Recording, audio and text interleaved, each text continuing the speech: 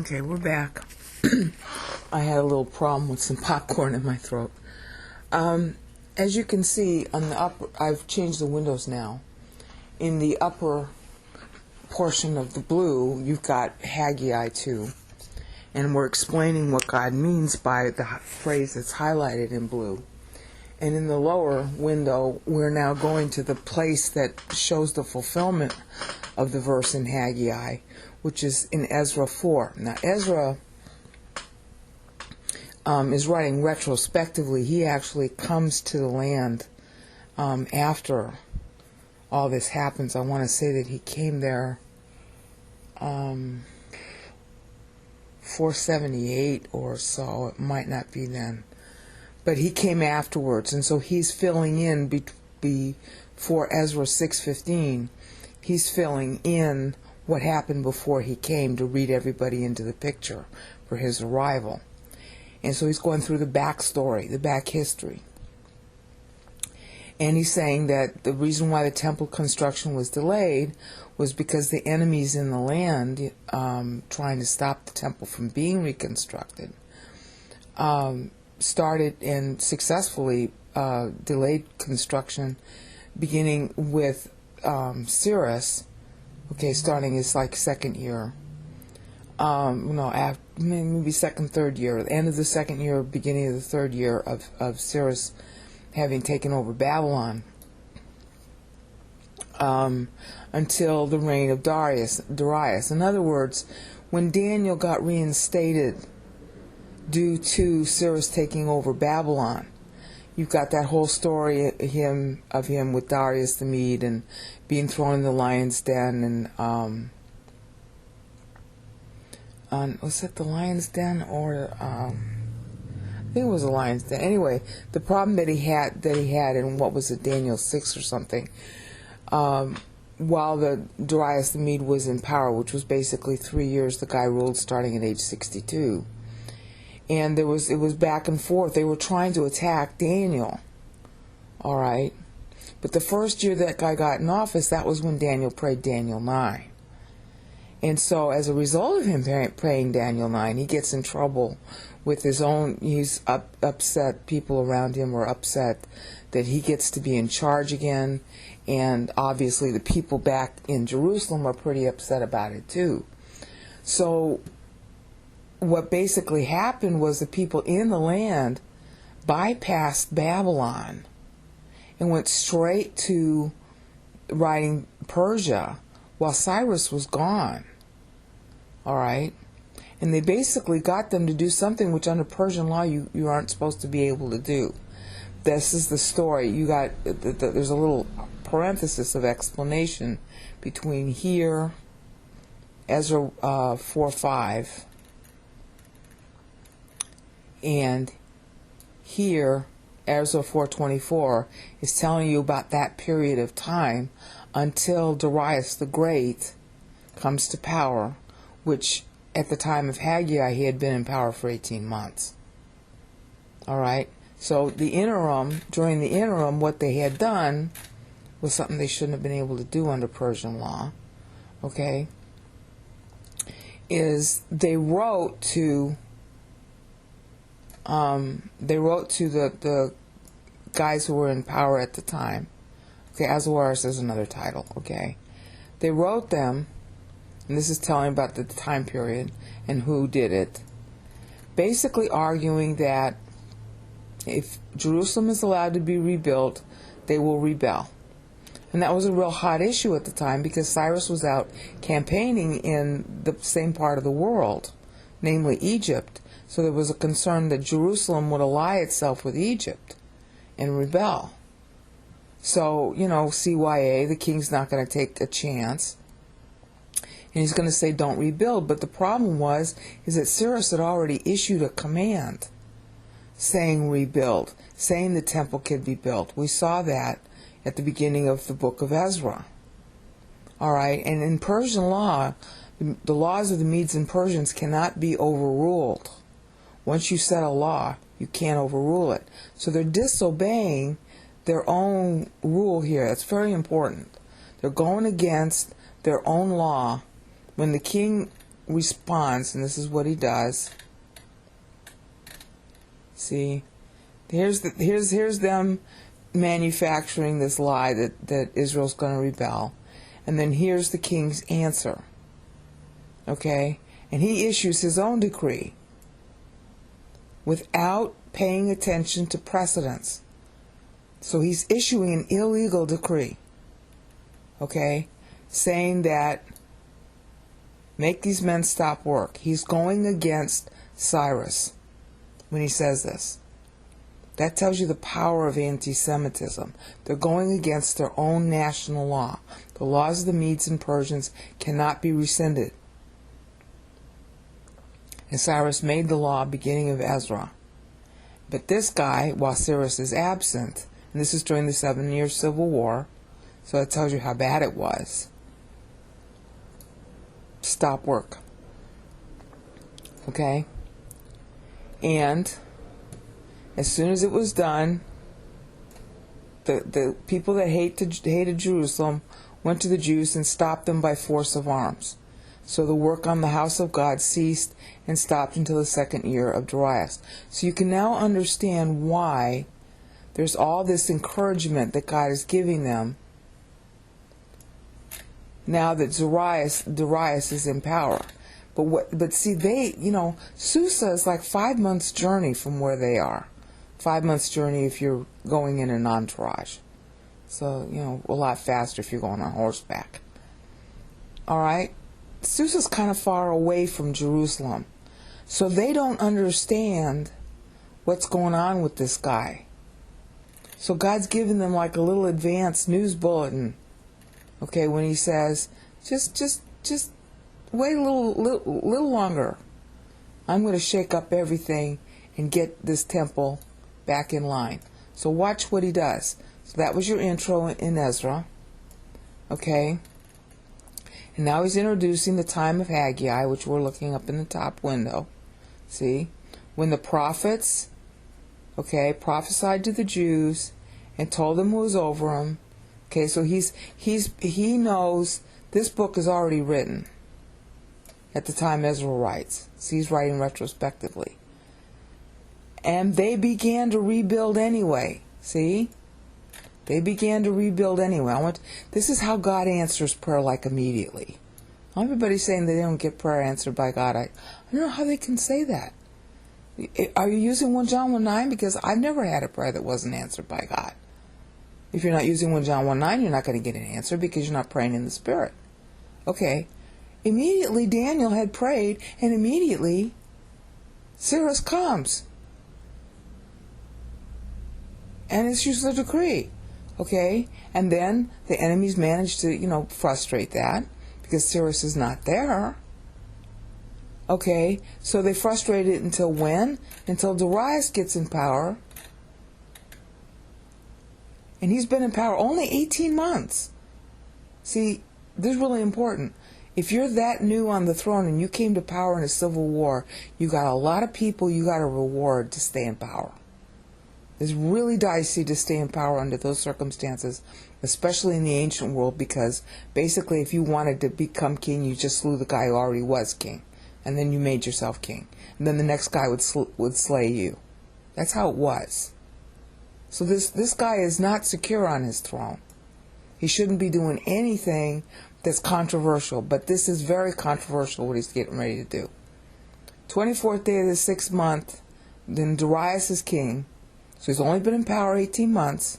The people don't listen to the fact that they had, see, back down here, by force of arms, they had been stopped for basically 15, 16 years.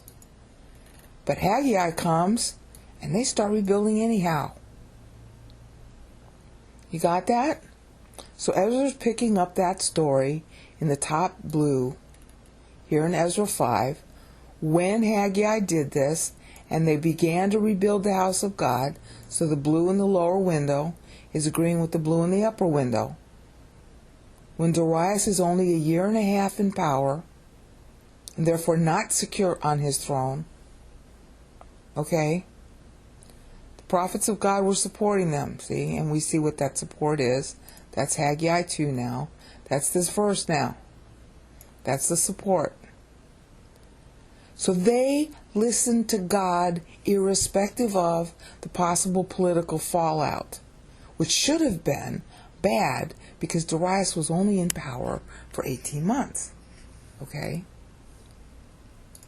So at that time, Tattenai, this is one of their enemies, the governor of the province, this is beyond the Jordan. The river here means the Jordan River. Okay? They come and, well, who told you you can rebuild? Okay? And who's rebuilding? They wanted to get a list of names that they could accuse. All right? And who told you you could do this? Okay, so we replied. All right, and they're going through channels. They're telling Tattenai, the governor. See, it's now Tattenai who's the governor, not Zerubbabel. Zerubbabel was the governor when they first got back, but no longer, because the opposition to the Jews was so great that somebody else was appointed governor. All right, so Tattenai writes to Darius, the new king, 18 months on the throne. They sent a report to him, it's really flowery, Oriental style. Okay, king, look, we said, here's this problem we got. Jerusalem's being rebuilt. You can't rebuild the temple without rebuilding the city. Okay? And we asked, we're doing our job. It's not supposed to be rebuilt. They started rebuilding it against orders anyway. So we were good boys and girls. We went to the elders and asked you, who said, is it okay? And, oh, by the way, if you want to accuse them and put them, burn their house down and kill all their family, here are the names of the people who you can do to. In other words, it's not our fault. See what good boys we are to be tattletales. All right? And here was the answer of the Jews. Now pay close attention to this. We are the servants of the God of heaven and earth, and are rebuilding the temple that was built many years ago, which a great king of Israel finished. Because our fathers, because we provoked God to wrath. They are quoting Daniel 9's prayer. Daniel spent like 17 verses saying just that, which you see highlighted in blue in the bottom window. In other words, what Daniel wrote in Daniel 9 is in the archives of Susa, where Darius is located. And they are referring Darius back to the material at the time in the first year Cyrus took over. That's when Daniel prayed. And that's when Daniel prayed for the temple. And that's when Cyrus wrote the decree allowing the temple to be rebuilt. In other words, the background, the backstory, the reason for the temple's rebuilding is all located in Susa, in Persia. So they're giving him not only the impetus for their rebuilding, they're giving him the place where he can look up the records and find out the validity of what they're saying, because they didn't cause the rebuilding. They were sent there due to Daniel's prayer and Cyrus's acceptance of it. Now, what's kind of remarkable about this letter, considering that the guy is not a friend of the Jews, he does care about about properly representing his situation. Okay, remember, this is Tattenai, not Zerubbabel writing. Okay? The other thing that's interesting about it, he's saying to the house of the great God. So,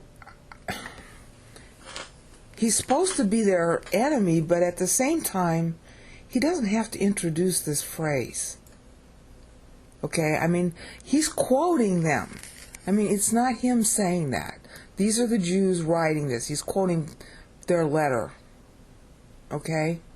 He's quoting what they say. But he doesn't have to write to Darius and quote them. All right? This part, he's quoting them. All right? And then this part is an introduction. This is a sideline of his own wording. You know, he's covering his behind. All right? We got the names of the culprits if you decide these people are guilty. You see, we're doing our job. Okay? So you can see two sides to this guy's personality. And now he's quoting them again. But see, he's got a certain objectivity, because if he just wanted to get rid of the temple, he wouldn't present their side of the story like he's doing. So he's either anal, despite the fact he doesn't like them, or he's starting to change his mind toward them, or, I don't know, maybe he's just being a typical martinet, but he is following protocol. Okay, he's doing what he should do. He should present both sides, so now he is. And he's saying, this is their story, this is what they said. Our fathers provoked God to wrath. They're not blaming the local kings. They're not saying that they were trying to rebel against kings. They're saying that it's because it's their own fault the temple's down, not anybody else's, because they angered their own God. All right? That's why Nebuchadnezzar took over.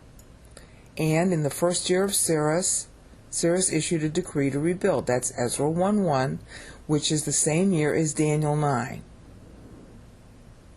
Okay, just after Daniel prays, the 49th year of their captivity, the beginning of it.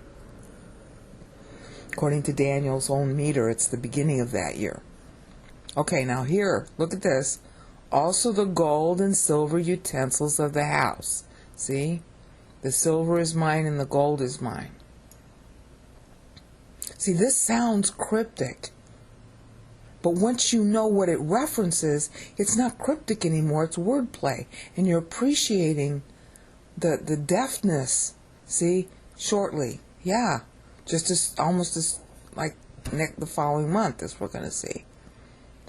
And then I'm going to show you where this phrase comes true. And that, okay, and this. All this stuff is going to be fulfilled just in the next half of Ezra. But he's preview of coming attractions. This is so frequent in Hebrew. You end it in something that's going to happen sooner. See, the silver and gold is mine. He's talking about the silver and gold utensils in the temple that are already there at the time this prophecy is given to Zerubbabel. It's already there. They're already using it. But at the same time, they need ongoing silver and gold to run the temple. And they don't have it because they're under opposition. So Tattenai is writing what they said, and they said, the silver and gold utensils of the house of God. See, upper blue, the silver is mine and the gold is mine, which Nebuchadnezzar had taken and brought to Babylon. Cyrus took from the temple and gave it back to the appointed governor. This was another name for Zerubbabel at the time. And said, take them back, go and deposit them in Jerusalem. So, in other words, this is part of their explanation to Tattenai why the silver and gold should not be appropriated. Excuse me. Should not be appropriated by the local authorities, but left in the temple. And then he came out and he laid the foundation. Again, this is the Babylonian name for Zerubbabel, and laid the foundation of the house, and then until now it's been under construction and not yet completed. So this is Tattenai's closing request. Let a search be conducted in the treasure house in Babylon to see if that decree existed. Now, that he's following Babylonian, which became, superseded by Persian and Persian law. The law of the Medes and the Persians, as you saw from the book of Esther if you read it. One of the things that's distinctive about that is that you cannot rescind the decree.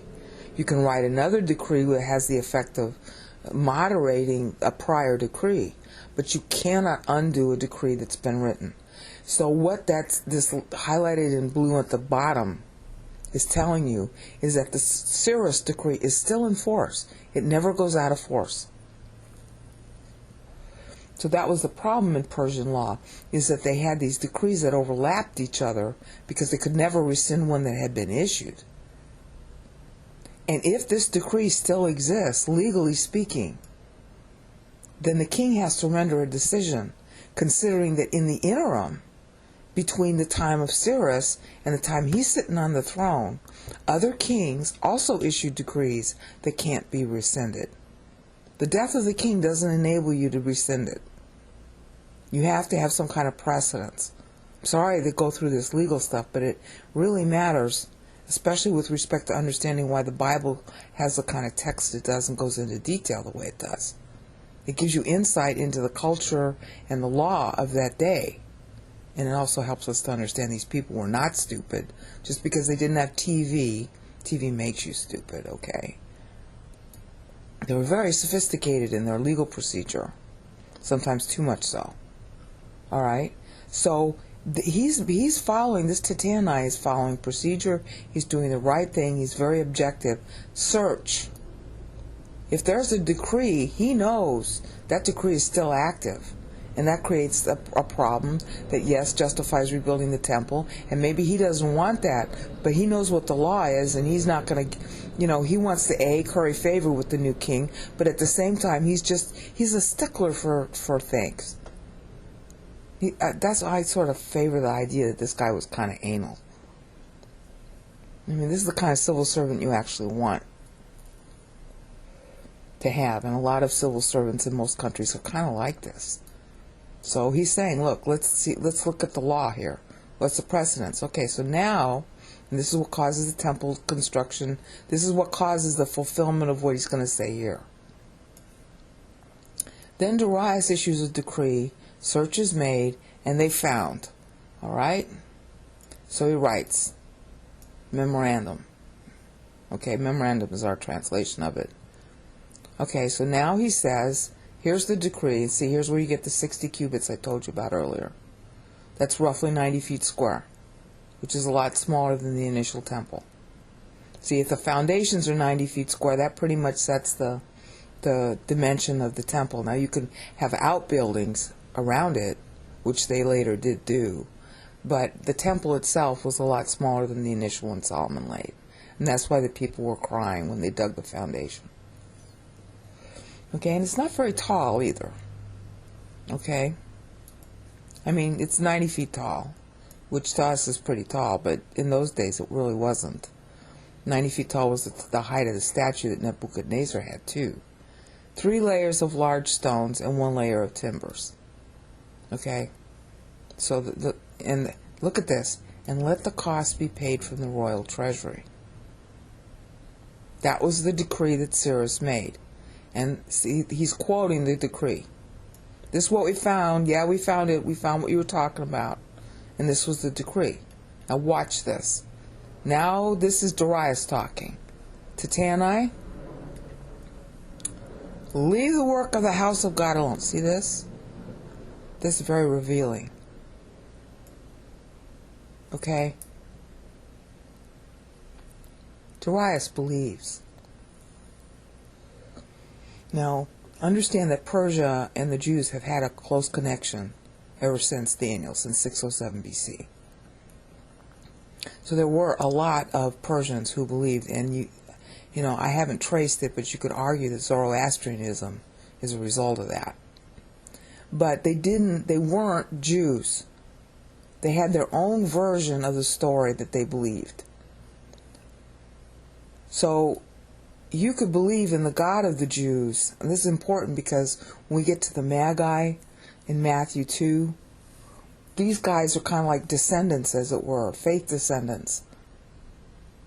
And this idea of one God, okay, the unity of the Godhead, the idea of Messiah, there's certain elements in Persian concepts, so-called Persian monotheism. Persian, not Muslim. Persia was, for the most part of its history, was not Muslim. Okay? That tells you that he started to believe in God. If he didn't believe, he would say the house of their God, or he'd say that house of their God, or their gods, or he'd have some other language. But like Nebuchadnezzar, he's now looking into the history of Nebuchadnezzar, of course. And it's like, and maybe this is how he discovered the stuff about Daniel, I'm not sure.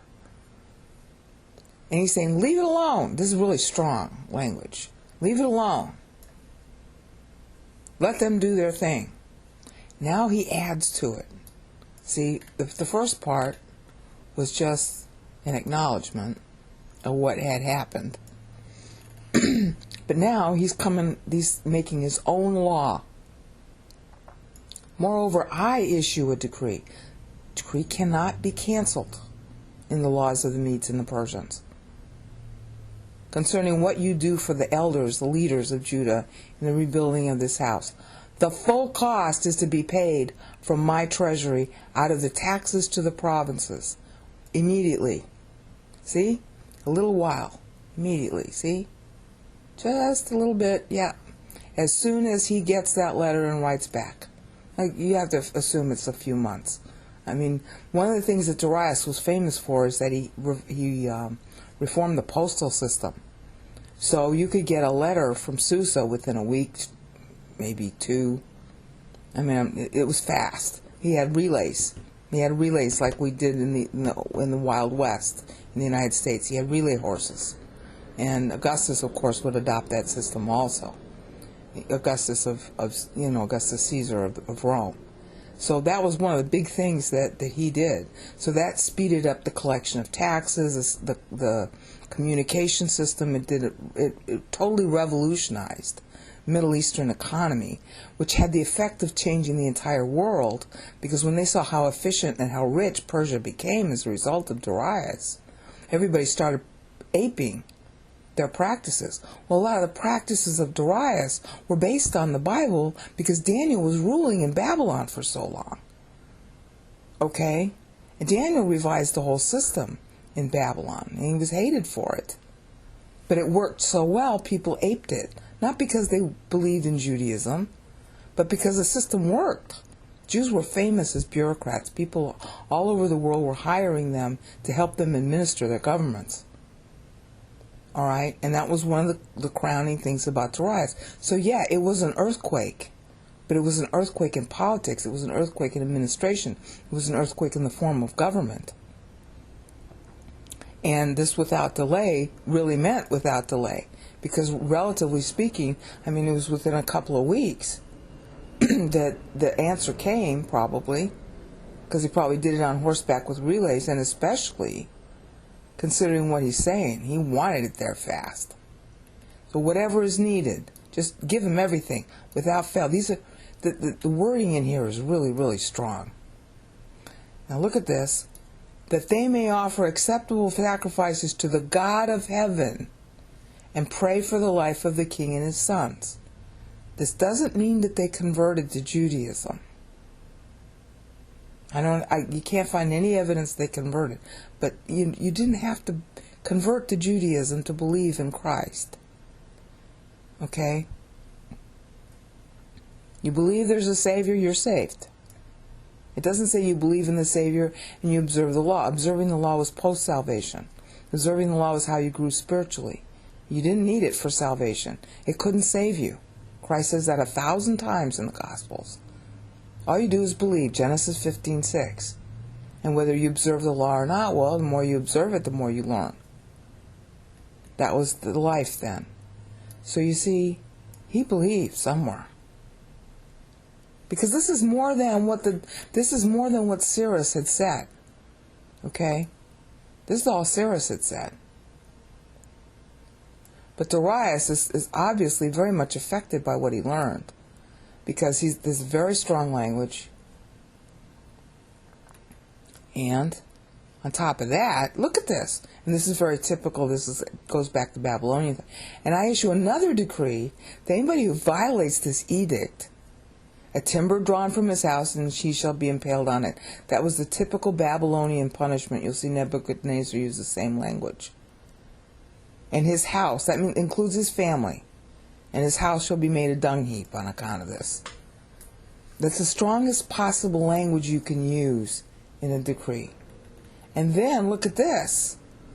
See, somewhere either during the time he's writing, or he's gradually revealing it, or I don't know, this guy was shaken up. May the God who has caused his name to dwell there overthrow any king or people. He doesn't have to put this in the decree. This is gratuitous. He's a believer at this point.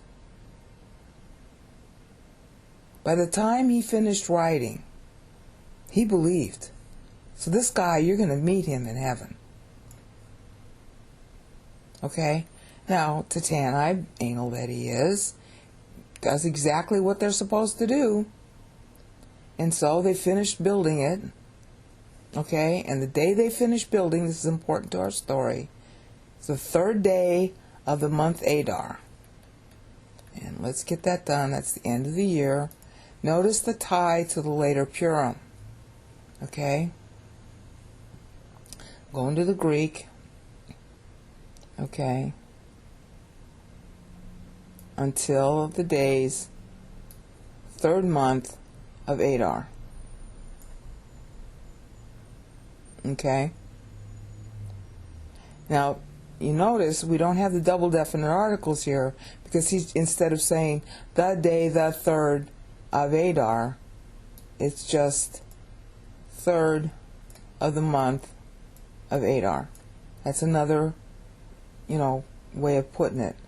Now, the reason why he's doing it that way, he can do it that way, is because he's telling you what month it is. So he can dispense, because he's writing in a hurry, he can dispense with the typical construction. That's another variation in it that you see.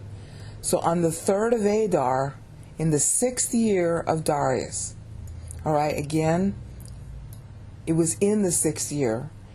Adar's at the end of the year. So you got from the beginning of his 2nd year until the end of his 6th year, or the middle of his 2nd year to the end of his 6th year. All right, that was when the building went on atop the foundation. So we know that the foundation time, we know that because in prior videos, the foundation was dug in the 2nd month of the 2nd year they were back. That was 537, that Ezra had recorded in Ezra 3. See? Right here. That's when they started the foundation. And then, I don't know if I can get the back button to work. And then they finish it.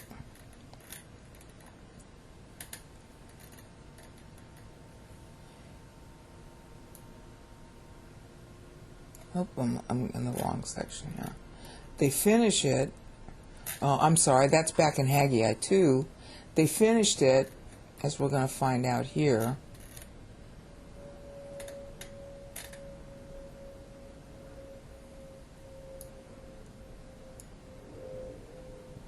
Okay, this is the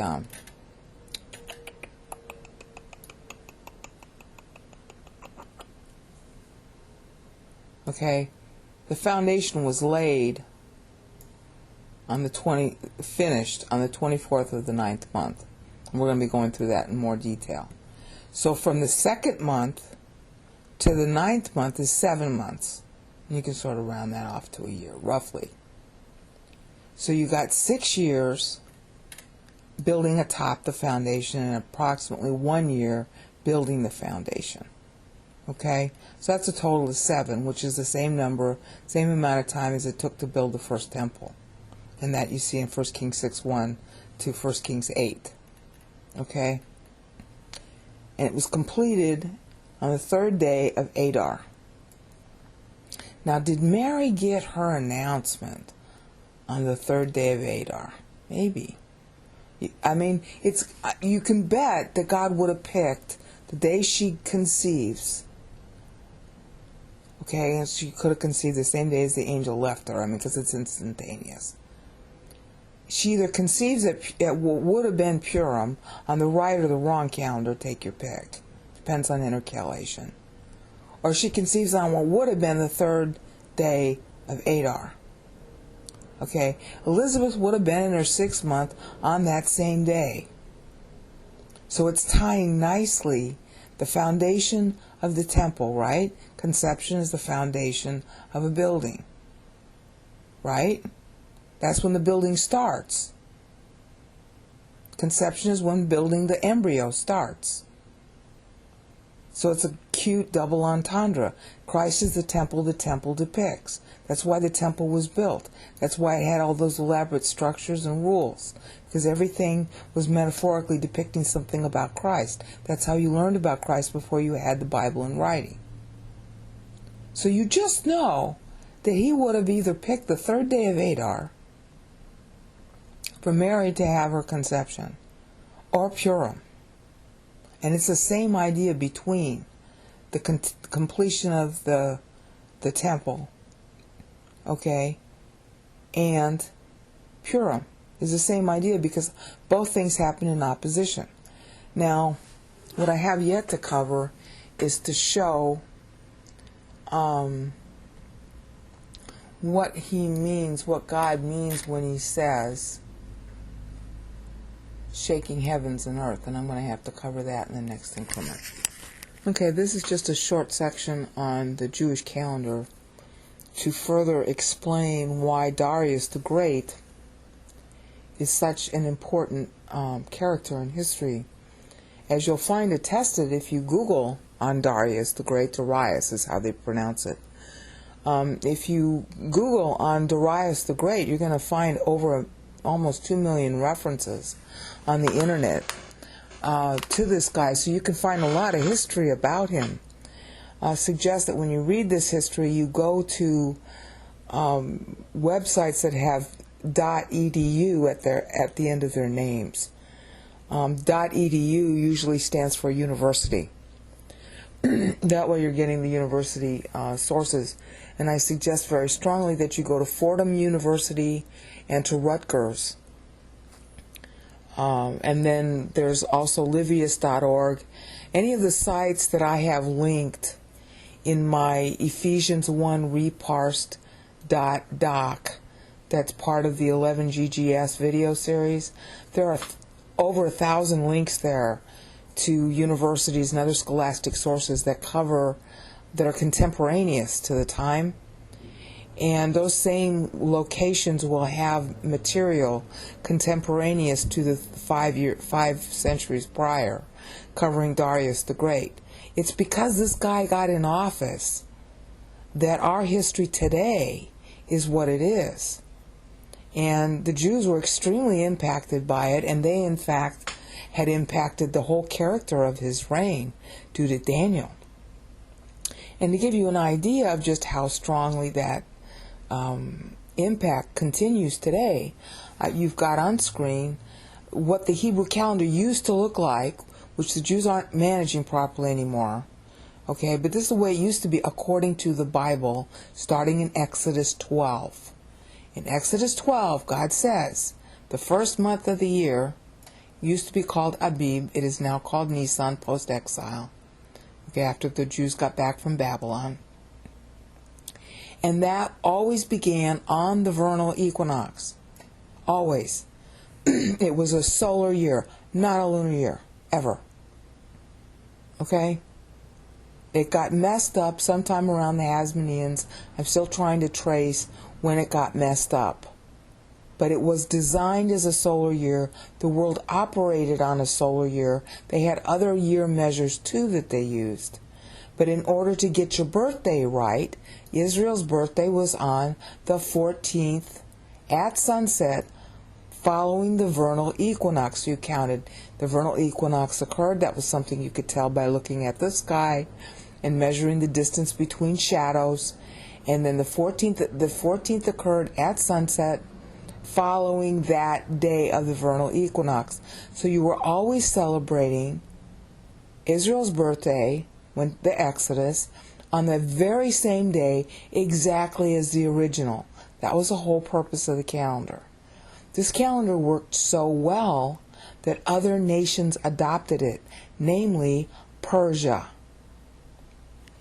And the Persian adoption of it probably preceded Daniel. Daniel, of course, was in charge of Babylon at the behest of Nebuchadnezzar, starting in 607 BC. But in 539 BC, Persia took over Babylon, which is where our story in Haggai 2 is taking place. It's between 539 and 522 that we're looking at currently. All right? And at that time, the Persian calendar was the same as what had been the Jewish calendar. The Jewish sacred year began here and went all the way, you went all the way down to Elul. I can't do it right with that was the first month, second month, third month, fourth month, fifth month. And each month is beginning on what we consider to be the third week, because the whole year begins about the third week of March in our terms. Okay, Elul was the sixth month. Ethanim, now called Tishri, was the seventh month. This is on the sacred calendar. They called it Bul, and they also called it in later post-exilic Judaism, March of Shavan, and today they just call it Shavan. They truncate the name. Okay? Then came Kislev. This is the month of Chanukah. Then Tebet, then Shabbat, and then Adar. And then there were 5 extra days to round out this solar year, and they were supposed to do their intercalating there. Otherwise, all months had only 30 days. That's how the calendar ran. That's how it ran in Persia at the time that Darius took over. So the 7th month of the year on the Persian calendar was the same as the 7th month of the year on the sacred calendar. All right, they started building the temple, for both first temple and second temple, in the 2nd month of the calendar. We find that out in Ezra 3. That was 537 BC, before Darius comes to power. In 537 BC, Cyrus was still in power. His first year of power came about in this month, which scholars estimate was on the 11th. In 539 BC, that was when Gobi Ross invaded Babylon underneath, using their waterways to do it. Okay, and basically took over. That's when Daniel was restored to power. He got restored to power that same day by the last ruler of Babylon. That was the date of the many, many Tekel Upharsin handwriting on the wall. And I think that's Daniel 5. I forget which book it is in Daniel. Okay, that's the same night. That's when Daniel comes back to power. He's an old man at that time. All right, and he stays in power for 3 or 4 more years from that point forward. Cyrus the Great was the guy that was the emperor. His uncle, called Darius the Mede by the Bible in Daniel 9. Okay, and actually in the prior 2 chapters. That guy was Cyrus's uncle. He came to locally rule Babylon while Cyrus went running off westward, as we're going to see, to Egypt. And during that time, Cyrus dies. So Cyrus dies much later than Daniel does. But the point is that for the next 3 years that Darius the Mede is in power, that's 539 to 536 roughly. Okay, it's late 539, because this is when Cyrus comes into power, in 539. So Daniel's in power during that time. The year following the year that Cyrus took over is the year that the people go back to the land.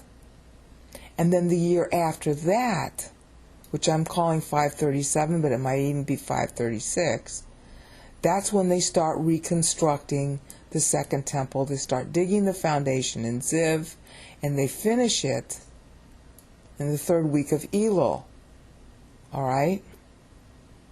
So each of these months is starting in the 3rd week and ending in the 3rd week. So the 3rd week of Elul will be roughly like the 2nd week, maybe, roughly, guessing, 2nd week of September. I'd have to hone it down more, because that was the third week of Elul when they finished. Then when they started rebuilding, rather, on the temple after they built the foundation, and they finished building the foundation. I'm sorry, this is so complicated. In the third week of Kislev, they started the foundation. Let's go backwards a little bit.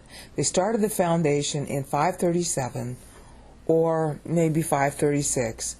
Second month, measured by the sacred calendar, they started digging the foundation.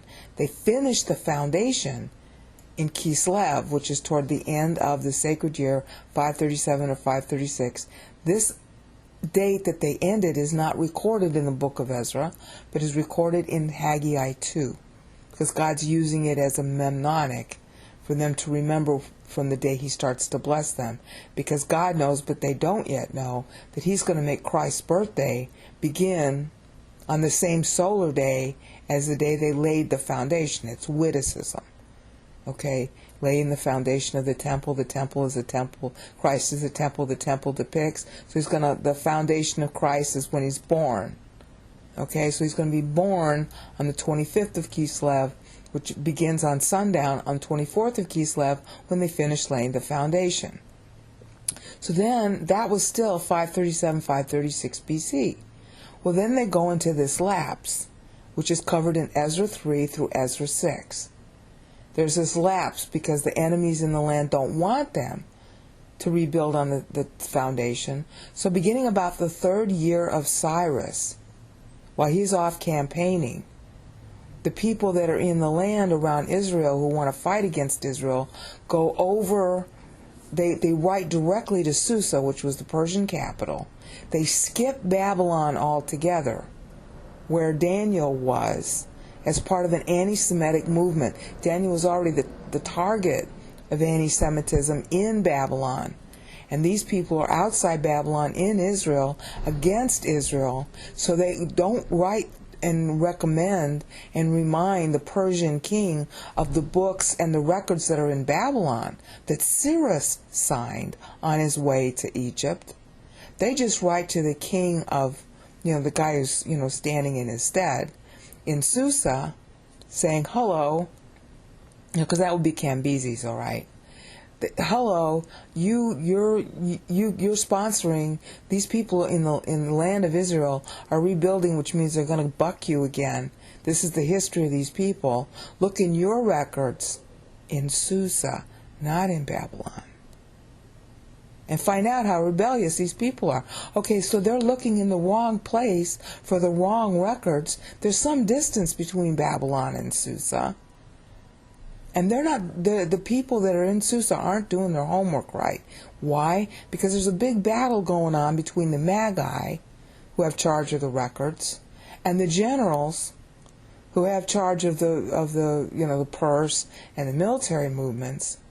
And so you can see the hand of the Magi in this, trying to stop the Jews from rebuilding the temple. Because the Magi are against Daniel, who has a big impact on the Magi that are in Babylon, about, 500, 400 miles away. So there are factions among the Magi that are fighting with each other. All right? So basically what happened is that the temple has to stop construction after Kislev when they laid the foundation, so it languishes for the next 15 years. Then God comes after Darius the Great is just newly installed. That's now 522, maybe 523 or 521. I got to hone it down. Darius is newly in power, okay, because the faction of the generals finally beats the faction of the Magi. With Cyrus having died about 530, 529 in the interim. And then from 530 or 529 down to 522, there was a big civil war between the factions of the Magi and the factions of the generals in Persia, with Cambyses, who was the son of Cyrus, off in his campaign to Egypt. And so, meanwhile, back in Susa, they raised up this fake brother of Cambyses, who Cambyses had really killed, but the Magi put forward another guy who they pretended was the brother, and Susa wouldn't know, the Persians wouldn't know. Persian kings were held in isolation. So they were able to get away with it until the generals defeated the Magi And that's when Darius comes to power. He was of the generals faction. He's now newly in power for about a year and a half when God gives this prophecy through Haggai to Zerubbabel. It takes about 24 days, and on the 24th of this month, having been visited on the 1st of this month, after Darius was newly in power for a year and a half, they start to rebuild the temple. And God says, what? I'm going to move heaven and earth for you people. And he says that when? Just after Booths, see? Booths was celebrated then. Just after Booths ended is when God gives his next message, which is the beginning of Haggai 2. I'm going to move heaven and earth. I'm going to shake everything up. But he doesn't mean a physical earthquake. He means Darius. What he's going to do to Darius. Because what happens next? What happens next is because these guys started rebuilding on the 24th, within a week or so of their rebuilding, we just saw in the last episode, Tattenai, the governor of the area, replacing Zerubbabel, says, what are you guys doing rebuilding? And Tattenai is something of a stickler for the law. And he listens to their story. I'm sorry, the reason why we're rebuilding is that Cyrus told us we could do that. And the records are in Babylon, including the records of our forefather Daniel, who will tell you the whole story about how it's not us rebelling against the other nations around us. We rebelled against God, so God used the other nations to take down our temple to punish us. Oh, well, that's a very different story. Especially if Cyrus authorized rebuilding the temple, Tattenai, the stickler for law that he writes to Darius, who's newly in power, saying, hello, it looks like we didn't do our laws right for the last 7 years. There's some records in Babylon that would nullify the decrees of the kings who said that these people can't rebuild their temple, and it was Cyrus that ordered it. Would you please go to Babylon, have your men go to Babylon and look for these laws in Babylon that Cyrus allegedly authored with all the background material to prove what the story is here. So I can, tell these people, and by the way, here are their names, that they can or they cannot keep building the temple. Okay? Because there was a legal leg to stand on. And again, because Darius was such a great organizer, he had really good post, which means he had relay runners or relay horses. And so he got the news fast, so he was getting the news, he was writing back, sometime oddly enough, probably by the anniversary of the time that Cyrus took over Babylon. And says, hey, let him go on. Let him keep building. Well, of course, they were continually building from Elul all the way down here, waiting for the reply of Darius. Okay? But you just know that by the time what is going to end up being the 24th of Kislev, that's just about when they would have gotten this notice. Okay, so you see why it's so funny that the Lord comes back in Haggai 2. The first time he comes, Haggai 1, it's the first of the 7th month. Okay, the second time he comes back in Haggai 2, he comes twice, and what day does he pick? The 24th of Kislev, the anniversary of the founding of the temple. Okay, now the chapter closes, as we're going to see, because we're going to go into the passage, the chapter closes with no mention of the Ezra material. It doesn't have to. It's the cause of the Ezra material. And we're going to see that in the next increment. Okay, so if you've looked at those links, you realize in the Postal Service, it was really very fast. The notice that could be given for somebody could run relay horses from Susa, to Jerusalem in about 15 days. I mean, they change riders, you have the message, and then you'd have fresh riders and fresh horses, probably about every 6 miles. All right? So they could ride at breakneck speed and then change riders and change horses. And a horse, when it's riding at breakneck speed, can go about 40 miles an hour. Okay, so you would have a round robin of riders traveling at all hours, and they would have, depending on where they're riding through and how the route goes, they would sometimes have protection, and they would be respected as a rider of the king. So your typical average bandit, because there was a lot of banditry going on in that territory, your typical average bandit would lay off the post rider. Okay, because he'd be on, especially if he's on official business of the king. You didn't want the whole king's millions and millions of troops, combing the hills looking for you, because you could get in a lot of trouble. They had very severe laws, and they had very great rewards for finding people who broke those laws.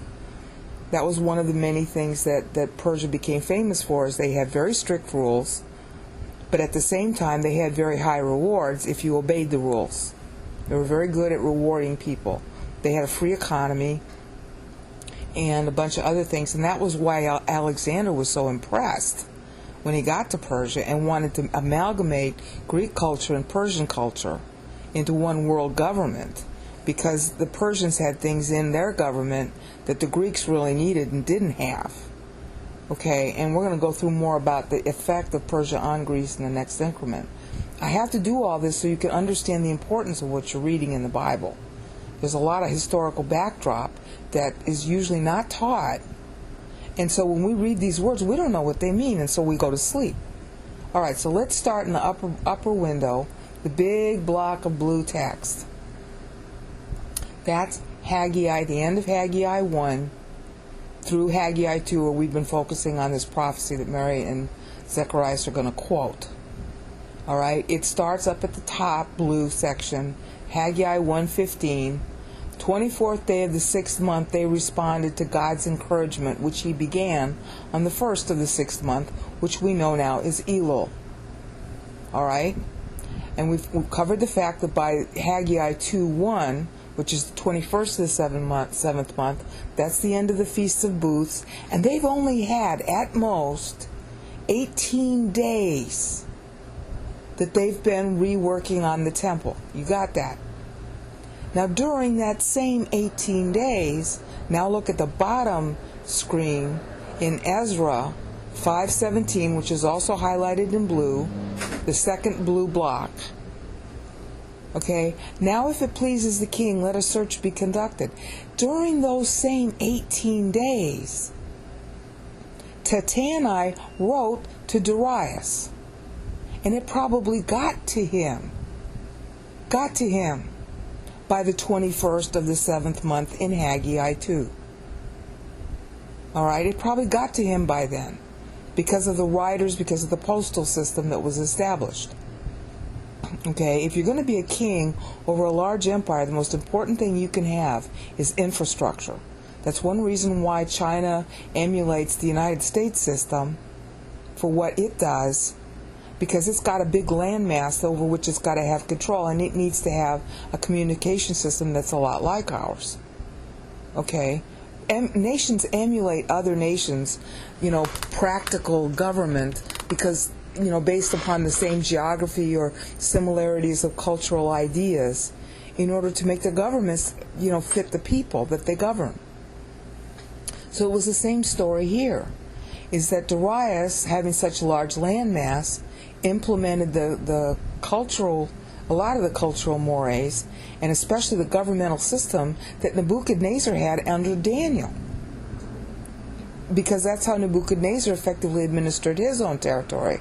And Nebuchadnezzar had a system of posts. So Darius adopted it. So you're looking at, within the 18 days that they're working on the temple, you're looking at him probably getting this letter from Tattenai that says, now if it pleases the king, let a search be conducted concerning this matter. Okay? So think about this like a movie. Your first scene of the movie is God with Haggai going to Zerubbabel, and they finally smile on the 24th day. So that's where scene 1 of our movie ends. Okay? Scene 2 of our movie would be the letter from Tattenai, okay, which started back up here in Ezra. See? At that time, Tattenai goes to them. So scene 1 in the top blue and scene 2 in the top in the bottom blue follows. So your first scene is God with Zerubbabel, and they're standing at the ruins of the temple, and he's encouraged them. That's scene 1 of this section of our movie. Scene 2 is Tattenai going to Zerubbabel and saying, what?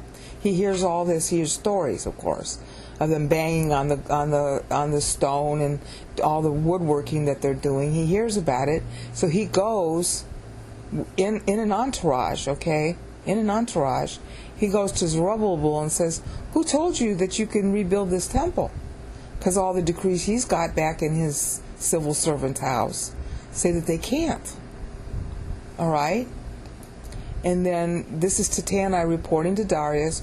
We told them accordingly, and we got the names of the men in case we need to kill anybody at your behest. All right?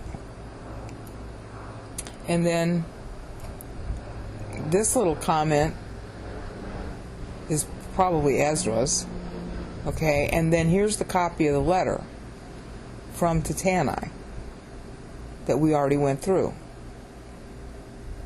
Okay, that's the answer of the Jews to Tattenai, that Tattenai is physically writing to Darius. All right, and that their answer, the Jewish answer to Tattenai, goes through here. Okay, still talking about what Cyrus had said it was okay. And then Tattenai closes his letter to Darius saying that his colleague Sheshashbar came and laid the foundation. That's the Babylonian name for Zerubbabel. And that's when he did what he did. See, he's relaying Zerubbabel's report. So then, between here and here is when Tattenai has finished writing his letter, and Darius probably got it by the end of Booths in 522, 521 BC. You with me? Now, it's going to take some time for him to search for the decree in the archives in Babylon. He's in Susa, or Persepolis, really. He had rebuilt the capital. I think he had rebuilt it by then. But Persepolis wasn't that far away from Susa. Okay? And so he's doing the search in Babylon. You figure that takes, 20 days? Depends on how well organized they were. Okay? They search in Ecbatana, which is the fortress of where the records were stored. That's where Daniel had been. Okay, part of media. There's the scroll. They found in it this. This is what they found. All right? Well, wait a minute. This is the part of what they found. And this is recorded by Darius in his reply to them. Okay? So he's included that as his prologue. And this is our third scene, of course. And he's now writing to Tattenai. All right, when is he writing? He's probably writing at the very time that God says this, because of the post. Because of the time it took for the post, he's now writing back probably at that time. So when God says up here, in just a little bit, shortly, I'm going to make the heavens shake, he knows what they don't know. He knows that this reply is being written. It has either just been written, or it's just being written, or it's just been written and it's on its way and it's about to be delivered into the hands of Zerubbabel. Leave the work alone. Let them do it. Let them do it. And we went through the text of this. And we went through especially, although I should have spent more time on it, this section right here. Scholars probably doubt that that belonged there, because that's totally gratuitous. Okay? Usually the decree would just need to end like this. You don't need a closing salutation that's that strong. That tells you that Darius, see, this is supposed to be where this is where the decree ends. You always ended your decrees by saying who signs it. I, Darius, have issued this decree. That's where it ends, and that's, of course, the last part of the sentence of where it ends. This whole section here is gratuitous. All right, so I'm sure that there are scholars in history who've doubted that it's genuine. Okay, but it fits. He's talking the same way Nebuchadnezzar talked. He is affected by, because when he's back up there looking at all this material in Ecbatana, he's also getting the material of Nebuchadnezzar and how Nebuchadnezzar was affected. And how King Cyrus obviously read it, he was affected. And so here, these are his progenitor rulers. Rulers tend to look at what other rulers are affected by. They too are affected by it. They give it credence, and they should. You're not a ruler for nothing. Even if you're a bad guy on your personal life or a bad guy in some other respect, if you can keep rulership over a large body of people, you're doing something right. So Darius learned. That's one of the things that tells you he was a good ruler. He learned. So what happens next? See, here's the end of the decree of Darius. And Tattenai was also, whatever his faults were, whatever his doubts were, however anti-Semitic he might have been, you know what? He did what he was told. Okay? And that's why verse 15 reads, temple was completed on the 3rd day of Adar, in the 6th year of Darius. It was roughly 5 years to rebuild a top, maybe 6 years, depends on how you want to measure second year, to rebuild atop the foundation. Okay? Now, I want you to look at something. What did God say? Silver is mine and gold is mine. Well, that's the utensils. Okay? And Darius says, look, we're going to take all the money. You just give him everything out of the royal treasury. I don't care what it is. And anybody who says no, give him the worst, make his house a dung heap and impale both him, and it really was his family too. That was the custom. Impale them all on a timber of the house that you tear down and make it a dung heap, a trash dump afterwards. That was the worst punishment you could give somebody in that culture. Okay? And do it out of the treasury, baby. And you just keep on doing it. And this decree cannot be rescinded. Okay? It's really important. Now, by that time, they finish, Adar, right? 3rd of Adar. That is in the 6th year. So that's about 4 years in what? From this time in the 2nd year of Darius, 21st of the 7th month, they had started building on the 24th of the 6th, about 4 or 5 years later, they're done. So for 4 or 5 years they got the funding. And on top of that, when they dedicated the temple, this is how many bulls, rams, lambs, and goats they used. Now, we don't understand how significant that is. These are offerings to God. This is wasted flesh. I mean, it's not really wasted because part of it went to the priests, but some of it was whole burnt offerings. So this is what's left over. I mean, it's the prime of it. It's the highest quality of what they got. They sacrificed to God. But it is still like a very small percentage of the total because people have to eat in order to build.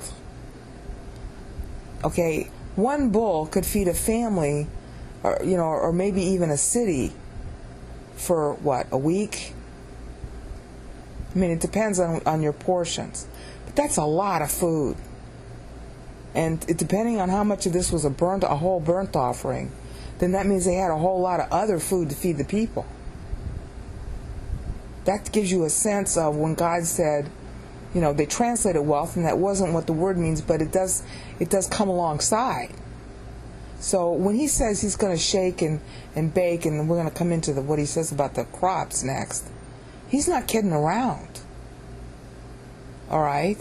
Now, the thing that people are going to dispute is, well, it's not all the nations, it's just Persia. And in our next increment, we're going to see how it was Persia that ended up meaning all the world for reasons you're going to see geographically next.